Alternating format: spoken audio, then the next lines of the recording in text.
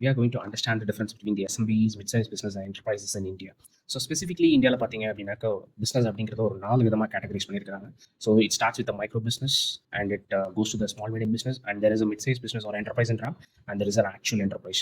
So இந்த 4 விஷயத்துக்கும் ஒரு லேமன் டர்ம்ஸ் ஆஃப் அண்டர்ஸ்டாண்டிங் கொடுக்கணும் அப்படின்னு பார்த்தீங்க அப்படின்னா any the company with employees is of only 0 to 25 we can categorize that as a micro business. So ஒரு டீ கடை இல்லைனாக்கா ஒரு ரீட்டைல் ஷாப் இது எல்லாமே பார்த்தீங்க அப்படின்னாக்கா ஒரு micro business. And there is something called as the small medium business which basically the employee size ஒரு 25லேருந்து 500 இருக்கும். ஸோ அப்படி இருக்கிறது எஸ்எம்பிங்கிறது ஸ்மால் மீடியம் பிஸ்னஸ் கேட்டகரைஸ் பண்ணும்.